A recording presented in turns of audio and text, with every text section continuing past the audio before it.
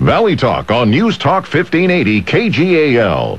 And welcome to Valley Talk. It's kind of a damp Monday, a little windy as the Pineapple Express is blowing into the Willamette Valley. Enjoy. This is what in Oregon we call liquid sunshine, and it's what makes everything so green and lush and beautiful. So enjoy the fall-winter weather here in the mid-Willamette Valley. Take along your umbrella. I'm Dave Adams. This is Valley Talk, and we do want to remind you to sign up for our giveaway of the Quiznos Taste on Us $10 gift certificate. We're going to be giving away one of those at the end of the show. To sign up, just to send me an email, dave@kgal.com, or call the station at 541-451-KGAL or 541-926-KGAL, or, of course, send me an email at dave@kgal.com. If your club or nonprofit organization is doing something, we'd like to know about it, because our mission statement here at Valley Talk is that the Valley's talking about it, we want to talk about it. So if you're involved in some kind of fundraising, there's something going on maybe for the holidays, maybe for Thanksgiving, maybe your church or club's got something special going to be happening, then let me know about it, dave@kgal.com. Incidentally, Novak's Restaurant here in Albany is going to be having free dinners for Thanksgiving. They do that every year. It's a wonderful community outreach that they do.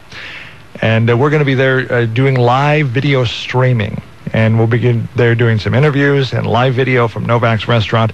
You'll be able to watch it at kgal.com, kshow.net, and thejesusnetwork.net, which is the Christian news network that I run when I'm not on the microphone here at KGAL.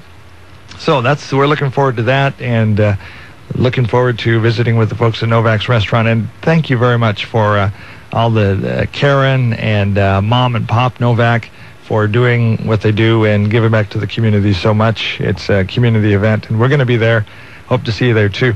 You have to make sure you get your reservation in, though. So we'll see you there Thursday at Novak's. That's my email, dave@kgal.com, and glad you're with us on the show today. Beaver cheese.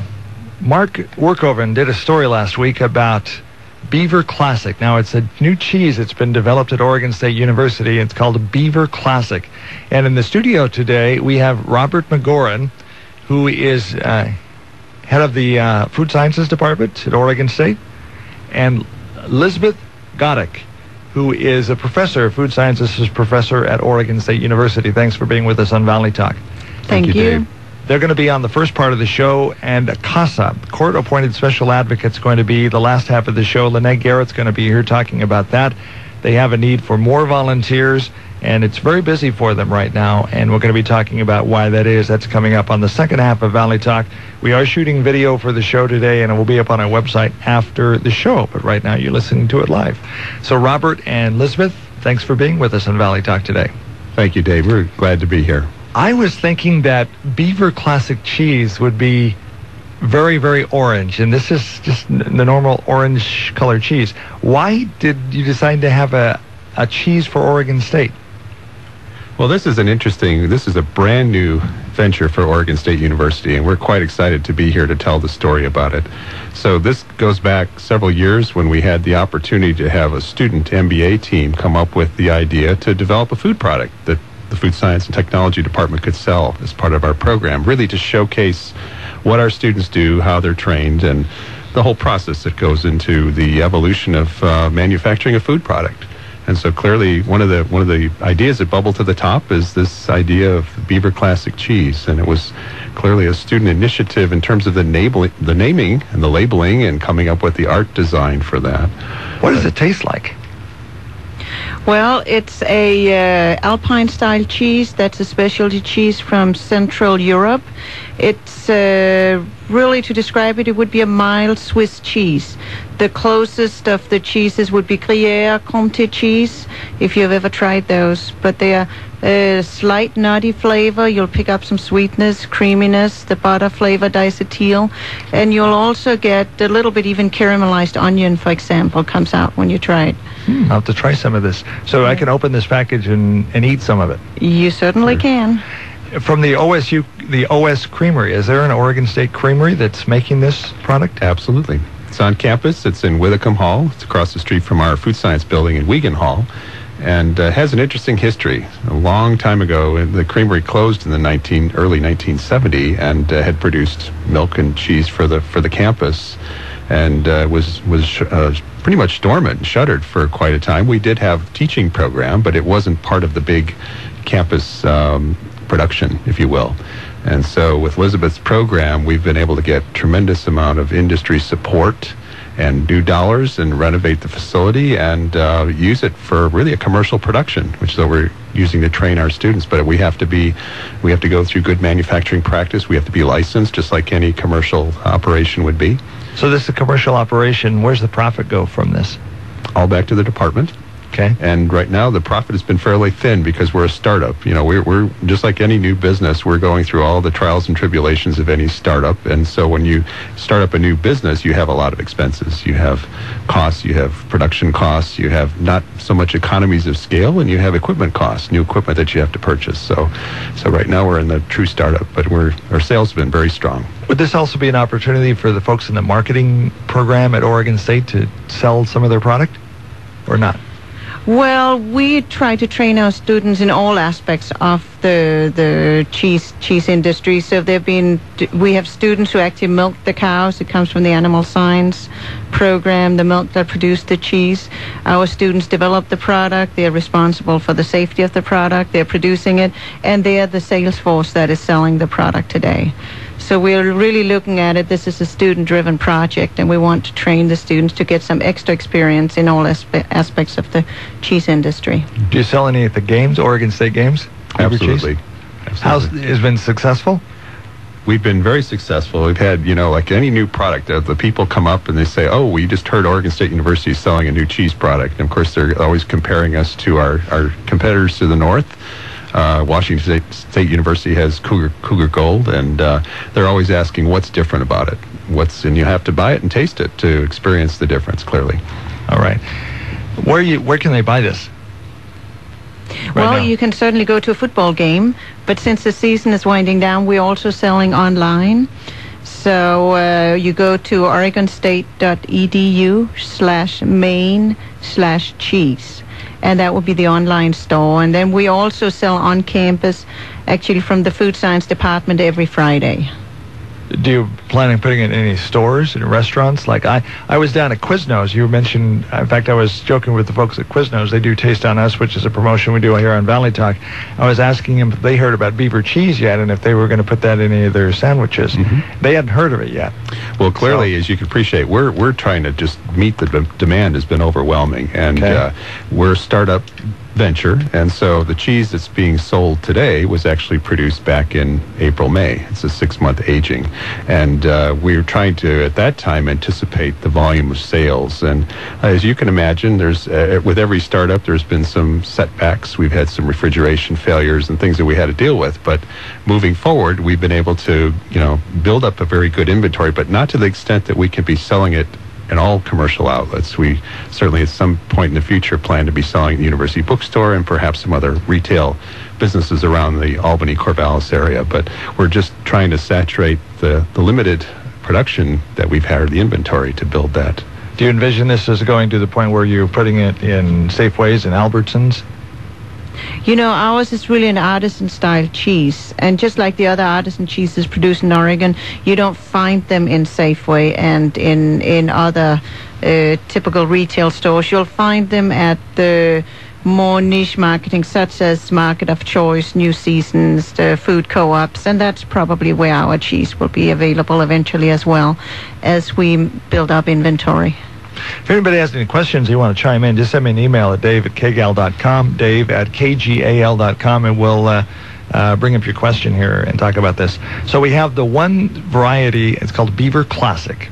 Is there any plans to have another style of cheese? Yes, we actually sell 4 cheeses at the football games.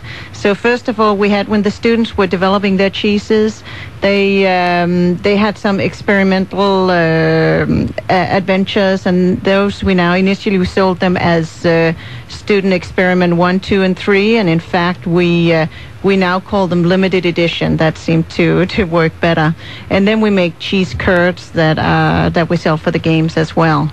But if you go online, it's the Beaver Classic is the cheese we are selling. Beaver Classic is the beaver cheese of choice. That's what I'm trying to say. However, it is up to our students in the future. I imagine they'll come up with a new cheese every year, so we'll add to the types of cheeses we're selling. Okay. This is Valley Talk. We're talking to Robert McGoran and Elizabeth Goddick. Elizabeth is a professor of the Food Sciences Department, and Robert McGoran is the department head for Food Sciences at Oregon State University. We're going to talk a little bit more about some of the other projects going on at Food Sciences at Oregon State here on Valley Talk. Don't forget to sign up for Quiznos Taste on Us. Just send me an email entry with Quiznos Taste on Us on the subject line. Send it to Dave at KGAL.com or give a call to the station at 451-KGAL or 926 KGAL. This is Valley Talk, and we will continue talking about all things beaver cheese and all things Oregon State University Food Sciences momentarily. Don't go away. Hi, I'm Ted, one of the brake experts here at Les Schwab. When your brakes need work, all you hear is this. But what we hear is this. Good gracious, I do believe I'm in need of some assistance. I'm feeling quite wonky from all this nonsense. Tele-O driver, and fetch me the authorities on this sort of matter. Post haste! You gotta love those European imports. For 30 years, we've been the brake experts at Les Schwab, and it shows. Stop in for your free brake check today. Les Schwab, doing the right thing since 1952. Family owned and operated since 1979, Crabtree Auto stresses the small stuff when it comes to maintaining your vehicle. An oil change every 3,000 miles is a small thing now, but adds up to big rewards down the road. For only $26.95, you can have an ASC certified auto technician give your car a real oil change. Rotate your tires, check your brakes, and do a full maintenance check. Crabtree Auto can help your vehicle maintain its reliability beyond 200,000 miles. Stop by Crabtree Auto today on Hill Street, just south of 9th in Albany. Northwest Investment Management, Inc., your local real estate management company, was incorporated by Rex Watkins in 1997. Rex has been an Oregon real estate property manager for 25 years, and his goal at Northwest Investment Management is to reduce your burden of property ownership. Fair fees, quality service, and attention to detail serves both the property owner and the tenant. Residential, commercial, and industrial. Call Northwest Investment Management now, 541-928-6257. Log on to MidValleyRentals.com, licensed and complying with all federal, state, and local fair housing laws.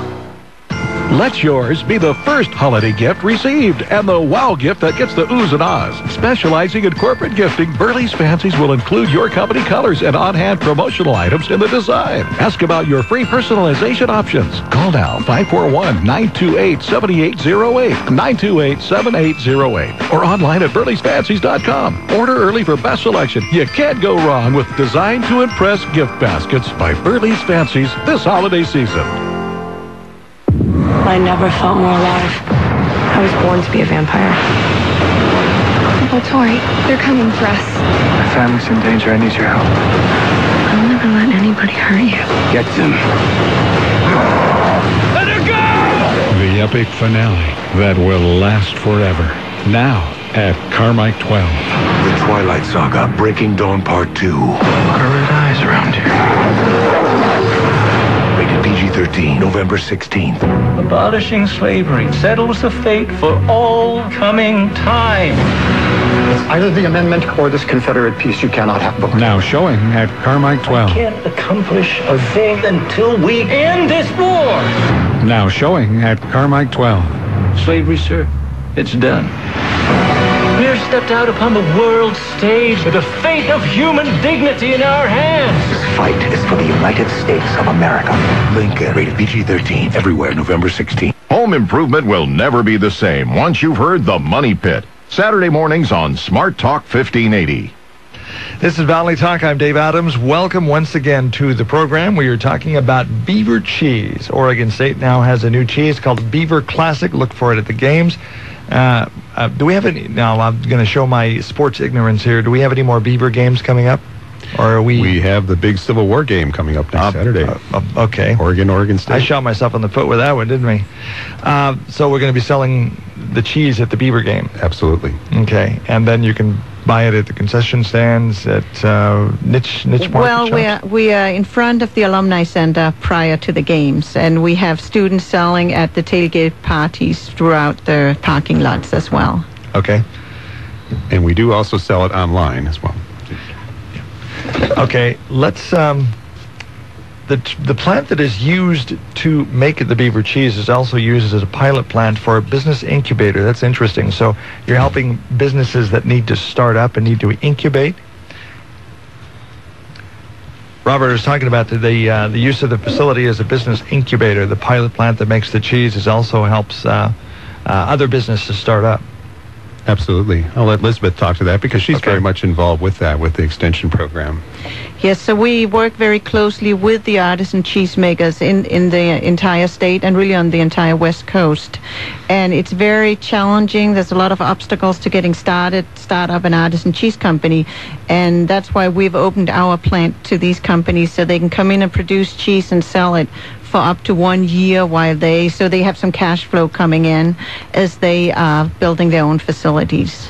What unique problems are there to develop an artisan cheese company? Obviously, there's startup. There's the nuts and bolts of just starting up a business, getting capital, some of the technical, mechanical things that can go wrong, like we mentioned earlier. But what about making a special cheese? Is there anything unique to that? I'm sure there is, as far as challenges.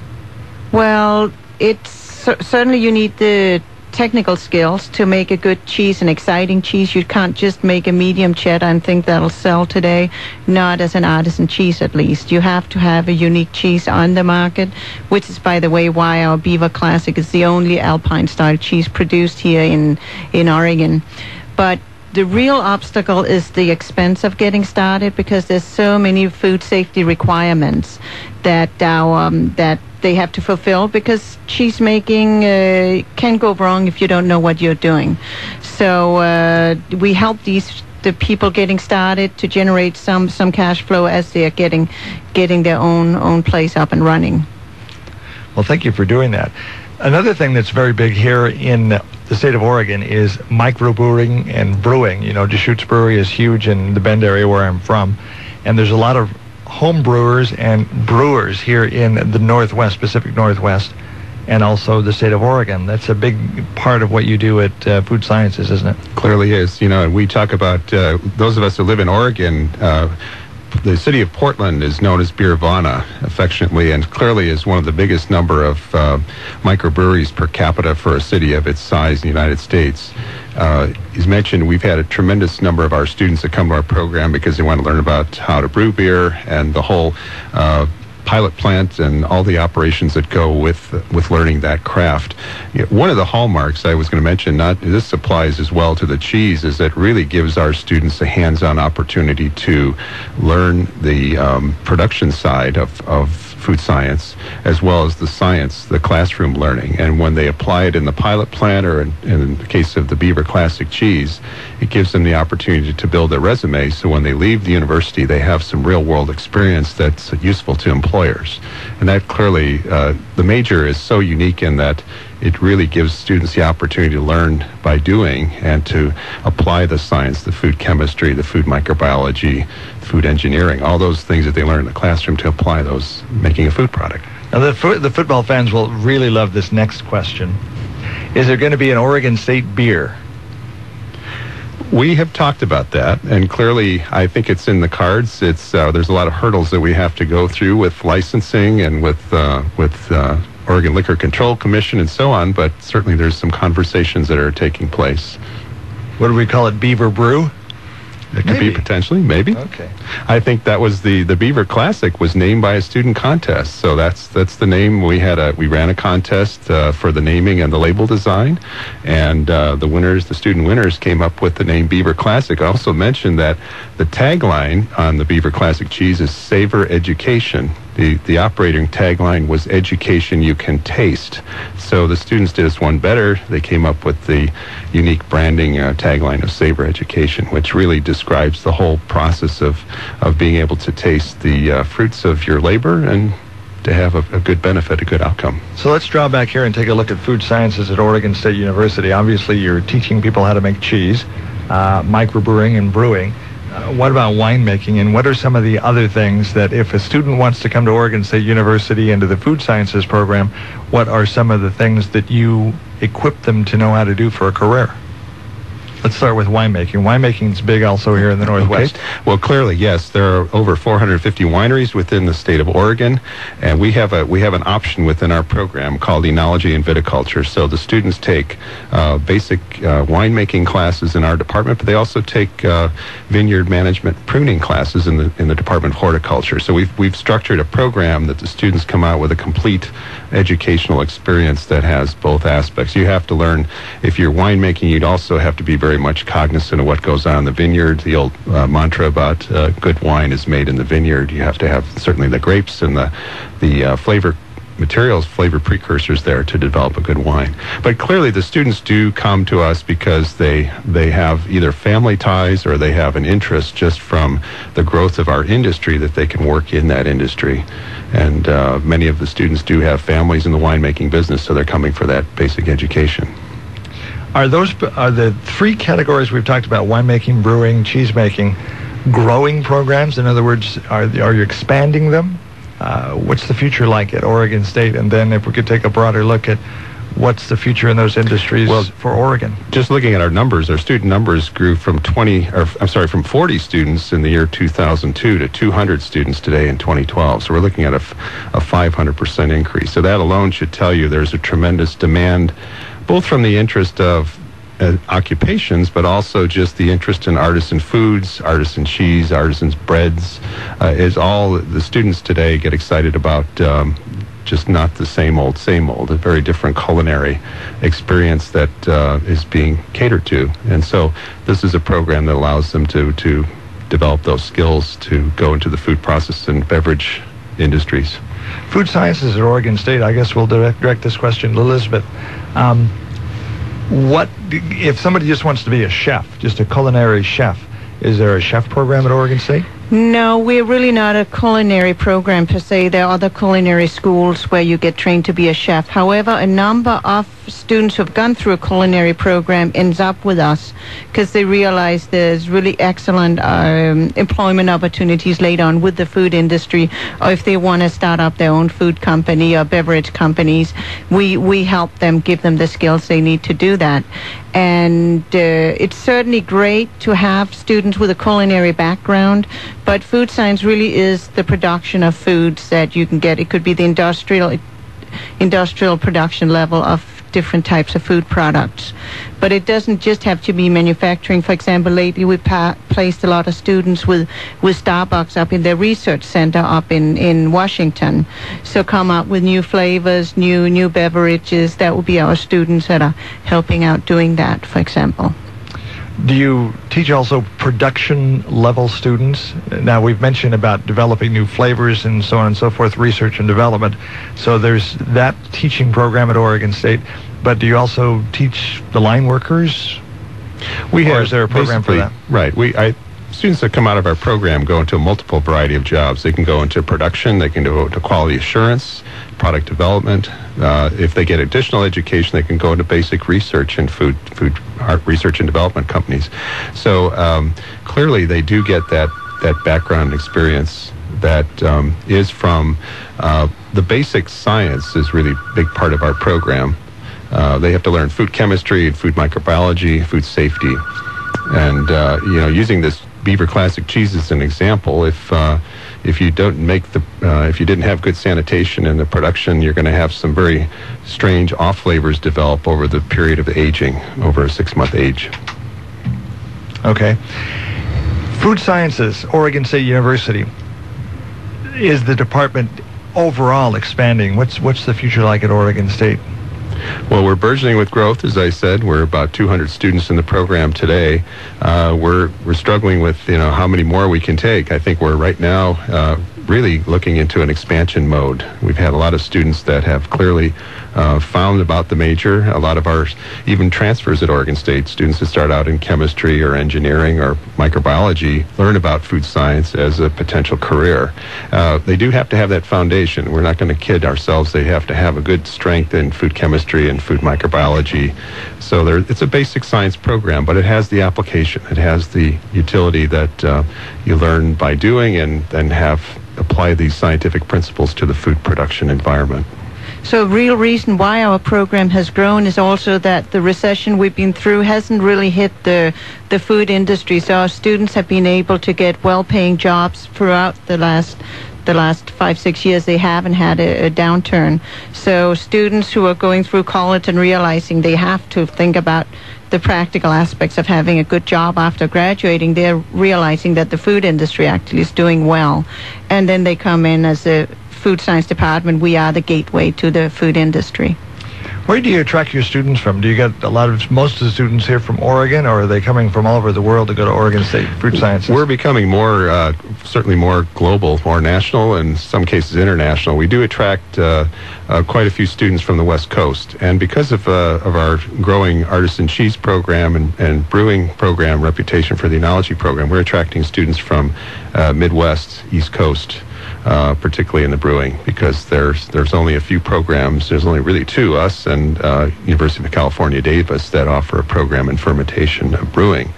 And so we have all pieces here at Oregon State. We have the brewing, the wine making, the cheese making, and also artisan bread making. So we really do have a 4-tier program that has all the options that students can choose to specialize in as they go through the program. Big future in specialty foods. We've talked a lot about that artisan cheese. I've mentioned a number of different varieties.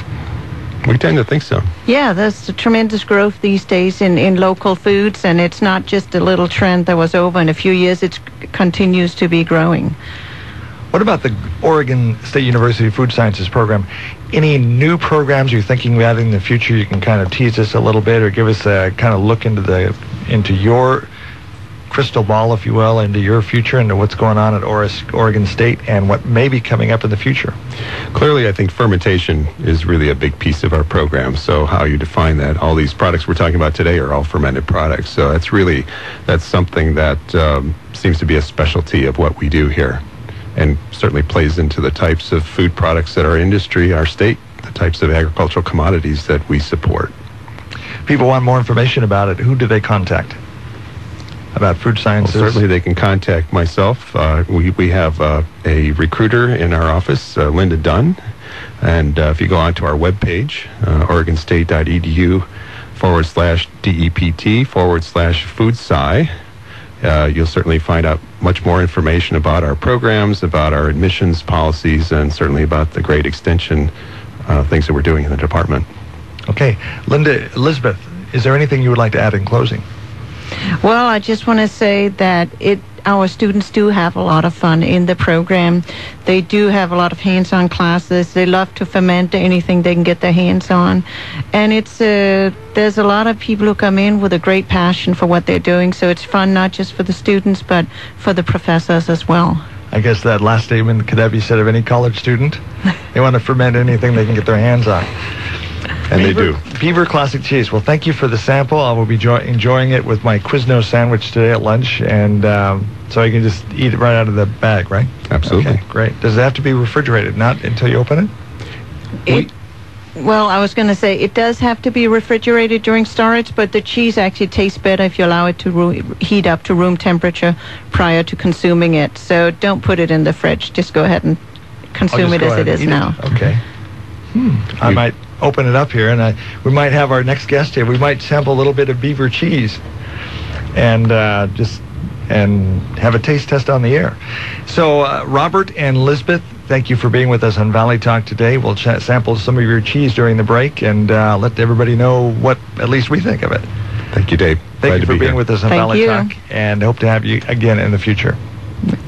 Don't forget to sign up for Quiznos Taste on Us. Send me an email, dave@kgal.com, or call the station at 926-KGAL or 451-KGAL. Put Quiznos Taste on Us on the subject line.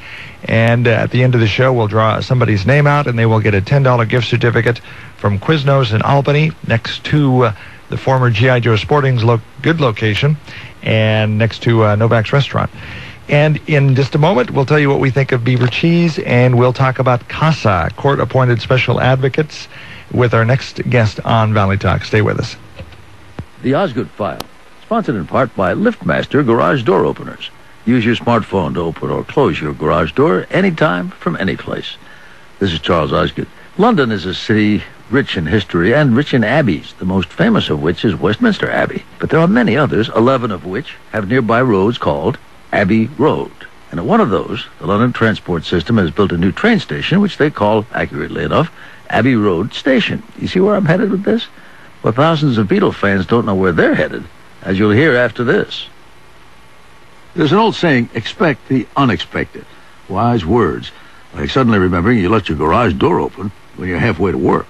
With a LiftMaster garage door opener with MyQ technology, you can use your smartphone or computer to control your garage door from anywhere, anytime.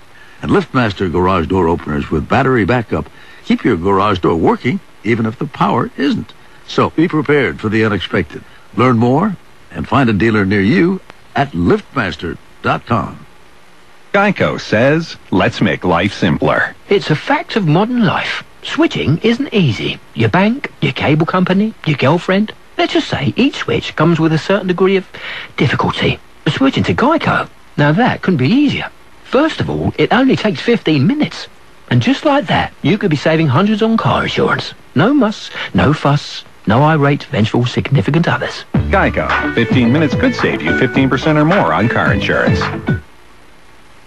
As a public service, our CBS News colleague Charlie D'Agata took up a position at the exit of East London's Abbey Road train station one day to intercept some of the misguided Beatles fans who come every day wanting to cross Abbey Road single file, as the Beatles did on the cover of their legendary Abbey Road album in 1969. Welcome to Abbey Road. Thanks. Is this the Abbey Road you were looking for? I hope so. Is it the Abbey Road you're looking for? The one with the Beatles? Yes. It's not the right one. If I get some news for you. It's not the right one. Oh my gosh. You couldn't be more wrong. What would you say if I told you you were about an hour and a half away from there? I would wonder why they named the station Abbey Road. Right? How insane is that? Pretty crazy. So what do you get at the wrong Abbey Road station? Instead of the tree-lined avenues and mansions in one of the most expensive parts of London, visitors are met with a train depot, industrial parks, and run-down neighborhoods. What's the right station for the real Abbey Road? St. John's Wood Station is the one you want. Surely they'll straighten this out, Charlie. There are no plans to change the name of the Abbey Road train station. The Osgood File. This is Charles Osgood on the CBS Radio Network. What's better than watching football on Monday night? How about hanging out with a Seahawks player and Sea-Gals while you watch the game at Seahawks headquarters? Enter to win the Monday Night Viewing Party Sweepstakes, brought to you by Subway Restaurants of Western Washington and Coke Zero. You and 11 friends could win an exclusive invitation to watch the December 17th Jets-Titans TV broadcast at the Virginia Mason Athletic Center with a Seahawks player and Sea-Gals. Enter to win the ultimate Monday Night Viewing Party at Seahawks.com/viewing party. Attention homeowners, if your home has lost value and you now owe more than your home is worth, please listen carefully to this very important message. If you purchased a home or refinanced your loan before June of 2009, Quicken Loans may now be able to help you refinance at today's incredibly low interest rates, even if you owe more than your home is worth. This is Jay Farner, president of Quicken Loans, and I want to let you know that on September 14th of this year, the government announced changes that may allow you to refinance even if your home has lost value. So if your current mortgage is higher than 3.99%, please call Quicken Loans today at 800-QUICKEN. Even if you owe more than your home is worth, you may now be able to refinance at today's incredibly low rates. Again, if you've been unable to refinance because you owe more than your home is worth and your rate is above 3.99%, call 800-QUICKEN now and let us help you take advantage of this unique opportunity. Important terms and conditions apply. Call us for cost information. Equal housing lender. Licensed in all 50 states. NMLS number 3030.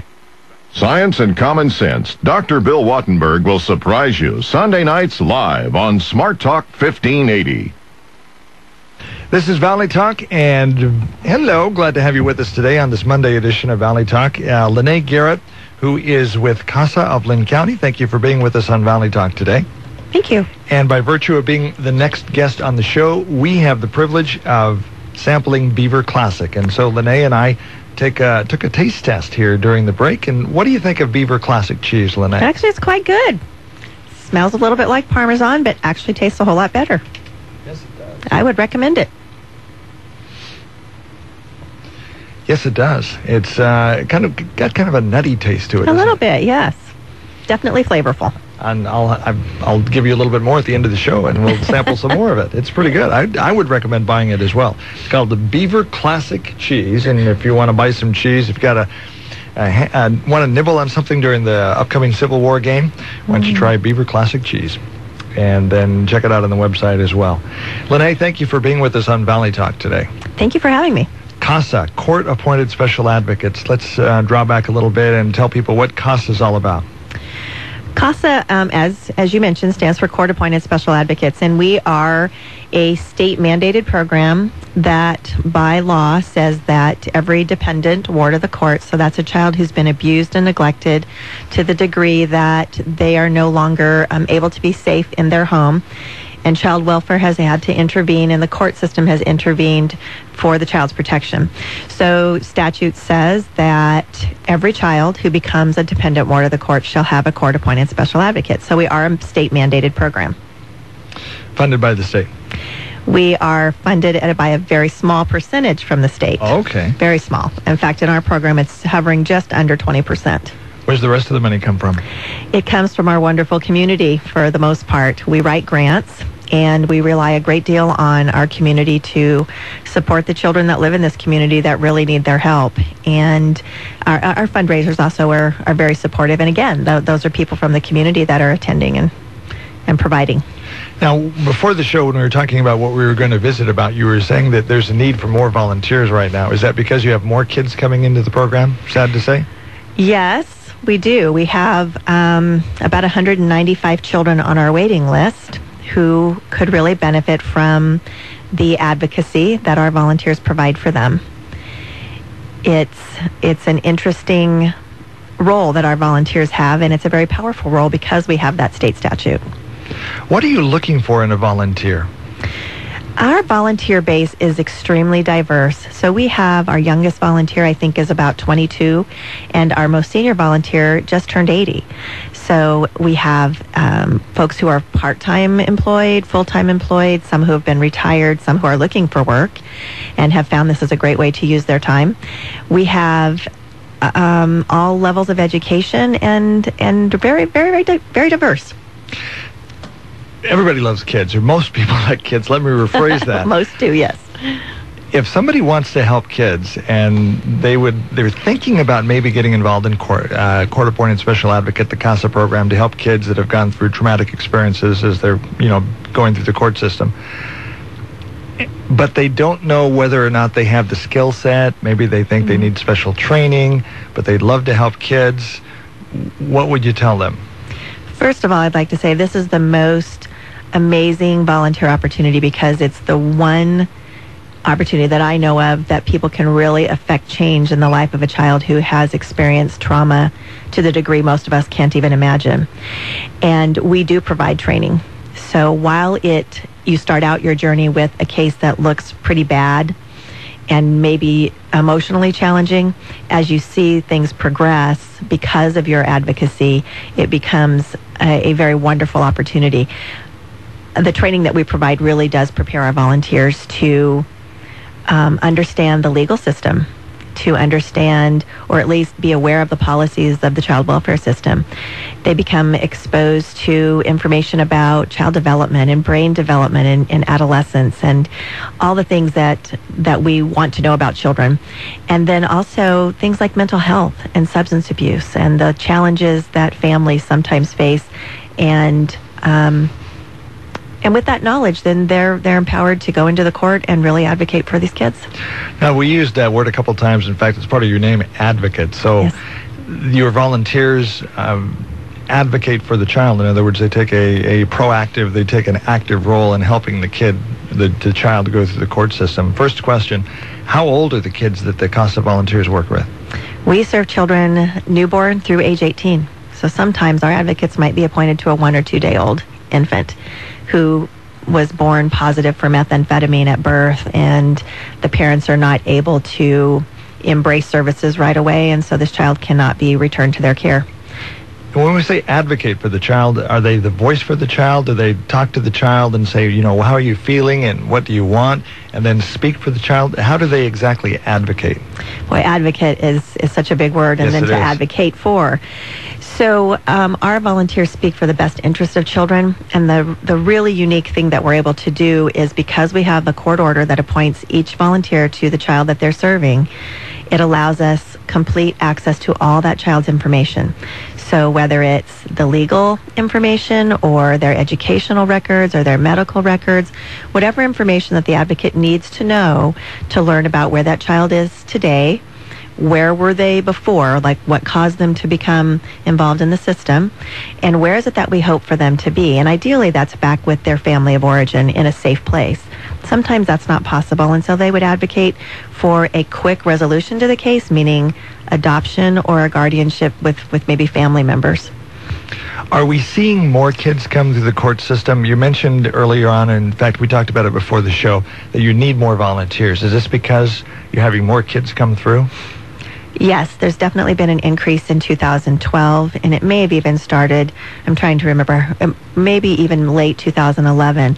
Interestingly, in 2010, it actually looked like it was a situation that was declining. At that point in time, we were serving about 55% of the children in foster care, which is more than we'd ever been able to address before. As of today, we're not even close. We're hovering around 35%. Are we seeing more of those kids that are just happen to be in the wrong place at the wrong time? Mom and dad maybe were dealing drugs or whatever. Or are we seeing more of the kids actually committing the crimes, or are they the innocent bystanders, or both?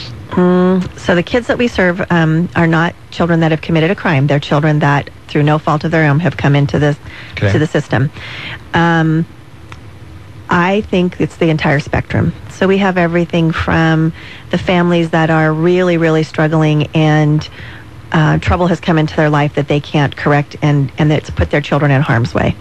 We see folks who are, yes, committing crimes, and because they are now lodged in jail, their children have nowhere to go. We see the cases where there's severe domestic violence, and when there's domestic violence in the home and it rises to the level that it's endangering the child, they have to be placed in care. So it's a very broad spectrum, actually. Do you feel this is economically driven? There's a lot of people out there that are having a hard time right now, or sometimes mom and dad making bad choices because of the economy, and is that also creating a lot of stress at home? I do believe that. I've been doing this work 16 years, so I know that that's not the only reason. I do think that it causes additional stress in the family. I think it's created people to be more desperate. So if parents are committing crimes, to be able to bring money into the household, then we're going to see an increase of that. It's a really hard question, but I do believe that there are stressors that come with the economy, and I think that sometimes parents are not able to handle those stressors, and we take it out on vulnerable children. That's too bad. Are you able to fill your caseload? Do you have enough volunteers to do what you really need to? Apparently not. No, we really don't. This year, we have already served 213 children. Our volunteer base is currently right around 80 volunteers that are assigned to a child at any one time. And as I mentioned, we have 195 on that waiting list. 72 of that 195 are deemed to be the most critical. So these are children who really needed a CASA the day they came into care, and instead we manage this wait list and we triage it, which is highly unfortunate, because what we know is when a child is appointed a CASA, that one person in their life that's going to stay with them through the life of that case, it's powerful, and it allows them to move forward quicker. So they will spend 50% less time in foster care. They are more than 50% likely to be adopted within a reasonable time frame, meaning that it's only going to take maybe a year and a half instead of 2 or 3 years. They are more likely to complete their education and go on to secondary education, particularly for those teens that come into the care of the system, late. If they have a CASA to walk beside them when they turn 18, they have options. Otherwise, we surrender them to the world, and they sometimes have nobody. You kind of answered my next question, but is the CASA program one of those good preventative measure programs where we can intervene early and maybe give a child who has not had good upbringing a chance to show them that somebody really cares and actually speak well into their lives and maybe, possibly, hopefully, prevent them from becoming, a crime perpetrator in the future? Yes, actually, our statistics tell us that children who have had a CASA appointed, 98% of those children do not experience reabuse. So because you have, again, that CASA who's monitoring the case, they're seeing the child consistently, they're talking to the family, they're working with the caseworker to ensure that court-mandated services are being fulfilled. We're reporting that information back to the court. The case moves. But we also see families that are more likely to succeed because they've had access to appropriate services in a timely manner. We're talking with Linn Garrett of CASA, and thank you to everybody that's emailed in to be considered in the Quiznos Taste on Us drawing. We're going to be doing the drawing here in about 10 minutes, and hopefully you will win that $10 gift certificate. We'll be back with more with Linn Garrett and CASA here on Valley Talk, and we'll do that in just a moment. And in the meantime, during the break, we'll enjoy some more Beaver Classic cheese. Be right back. When you look out across Willamette Valley, you'll see plenty of banking choices. But we're here to give you an option that's pretty unique, like no other in fact. Hi, I'm Dave Wood, President and CEO of Willamette Community Bank. We provide an alternative to large national and regional banks by offering customized financial services and local decision-making to benefit local people, local families, and local businesses. How many banks can say that? Willamette Community Bank, service like no other, we promise. Member FDIC. Are you looking for work you can enjoy? Do you want to earn a respectable living? Are you self-motivated, energetic, and hardworking? Then you may be the man or woman we're looking for. Own your own Mountain Man business franchise. At Mountain Man, we offer success training, flexible schedules, exclusive territories, existing or a new client base, and income potential $25,000 to $50,000 per year. This is a franchise opportunity for a person who wants a career and business they can own, not just a job. Join our Mountain Man team and stand tall as a Mountain Man or woman business owner. Current franchise opportunities are available in North Medford, Eugene, Woodburn, Central Point, and the greater Portland area. Call Tom Reddy at 503-393-3136 or email mtnmanoregon@gmail.com. For more details on owning your own Mountain Man business, call Tom at 503-393-3136. That's 503-393-3136. How's this for a gift idea? Bronze sculptures tell great stories. Now you can have your very own bronze portrait sculpture, bust, or figure. From desktop size to monumental and every size in between. Made by Mid-Willamette Valley craftsman Donald Eggert, owner of Sandy M. Bronze Works. He'll make a personalized bronze of someone or something you never want to forget. Call Sandy M. Bronze Works, 541-401-4916. 401-4916. It's a great gift idea. MetLife Auto and Home knows some ifs you never see coming. Sometimes they happen on the road. If you get a fender bender. And sometimes they just happen. If somebody swipes your identity, takes it to St. Moritz, and buys $2,000 skis. Only MetLife Auto and Home helps you plan for these ifs in life by providing auto insurance that includes identity theft resolution service to auto policy customers at no extra cost. A specific identity theft specialist is assigned to your case until it's totally resolved. MetLife can create a personalized safety net that covers your car as well as your good name. Call Michelle Martin now, your local MetLife Auto and Home property and casualty specialist. 541-905-3096, 150 Calapooia Street Southwest, Suite A2. She'll help you navigate the ifs in life. MetLife. Coverage provided by MetLife Auto and Home, a brand of Metropolitan Property and Casualty Insurance Company, a Metropolitan Direct Property and Casualty Insurance Company, Warwick, Rhode Island. Coverage rates and discounts available to those who qualify. See policy for restrictions. The Morning Update, weekday mornings on News Talk 1580, KGAL. This is Valley Talk. Dave Adams here with Linn Garrett of CASA, and we were enjoying some more, or I was enjoying some more Beaver Classic cheese. And Linn and I were joking about, what is the appropriate use of Beaver Classic cheese? And we were thinking it's for the duck fan who has everything. A stocking stuffer for the duck fan. It is really good cheese. It really is good. Kind of a nutty taste to it. Mm-hmm. and we'll be eating some more of it here at the end of the show. So thank you for Robert and Lisbeth for being on the program. We're talking about CASA, Court-Appointed Special Advocates. Linn Garrett with us on the show today. Need more volunteers. How much training is involved? And one of the things that's interesting to me is how long your volunteers stick with the program. The training initially is 38 and a half hours. So we say it's close to 40 hours. It takes 5 weeks for volunteers to go through the process. We train a couple days a week for about 2.5 hours. And then at the end of that training, the advocates are actually sworn in by a juvenile court judge. What kind of time commitment is there? There may be people that are listening to this and, people like you and I that are really, really busy and would really love to help kids, but are concerned about overextending themselves and trying to say no a few more times when they really wanted to say yes. So our volunteers on average spend just under 10 hours a month. So we tell folks 7 to 10 hours. And again, that depends on the complexity of the case. And that's where we really work with folks to ensure that they have the right case. We want it to be successful for the child. And we also want it to be successful for the volunteer, which is why some of our volunteers have been with our program a very long time. Our favorite volunteer, because she's been with us 19 years and we know her so well, is pretty amazing, and she has so many success stories that she can share. And then we have another one who, several actually, that are around that 10-year mark. On average, our volunteers at this point in time are staying at just over 3 years. Okay. Is there a specific success story you want to share, or just the...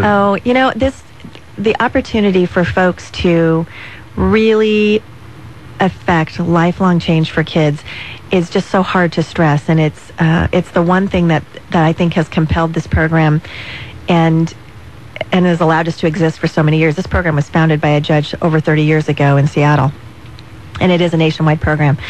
So we now have stories where I personally became an advocate 16 years ago, and so one of the first teens that I was appointed to is now in her 20s, and she left the system without having any family, and so in essence I've become her family.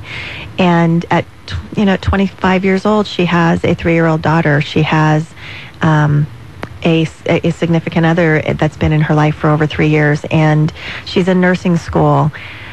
What she did, because she will tell you now, because I had a CASA, is overcome 2 generations of severe substance abuse. Her biological mom died at a very early age of liver failure. Her grandparents have died, and her child's not abused. Her child doesn't need a CASA, and she'll tell you, because I had one. Because I had a CASA, my child doesn't need one. And that there's nothing more rewarding than knowing that there's a healthy generation because one life was impacted. That was my next question, is what do you personally get out of it, and just seeing the end of the recidivism, or the end of the heritage of just abuse and reoffense and so on and so forth, where a child learns behavior from the adults and they go on to repeat that. CASA program is a good way to intervene. Absolutely. Sometimes we don't recognize the resilience of children, but they have to have opportunities. They have to have a chance to know something different, and they have to have somebody in their corner. And statistics tell us across the board that when you talk to people who are highly successful, they often will say, this one person in my life did this for me. And that's what our advocates become for these kids. It's that one person. And I'll tell you, nothing more encourages me to continue this work than seeing the success stories, my own and all the other volunteers that I've known over the years. So obviously a prerequisite is you got to care for kids, and that's about it. You need can do to care. The training. I think you need to be tenacious and persistent, because the systems are not good, and that's why CASAs have to exist. Real quickly, how do people contact you? We got about 50 seconds to go. You can go to our website, linncasa.org, or you can call 541-926-2651. Okay, Linn, hope you enjoyed the Beaver Classic Cheese. Loved it. It was very good, and thank you for sharing with us the unique way that CASA is helping intervene in young people's lives and make a difference. So thank you for everything you and your volunteers do. Thank you, too. We want to remind you that coming up Wednesday on Valley Talk, Sharon Knope is going to be here for the full half hour. She was recently reelected to mayor of Albany. We're going to be talking about Albany, the future, some of the things that were being talked about in the recent election, and finance and otherwise, and where the city is going forward. That's Wednesday on Valley Talk, Sharon Knope, and of course, locally owned and operated, this is the very independent News Talk 1580 KGAL, Lebanon, Albany, Corvallis.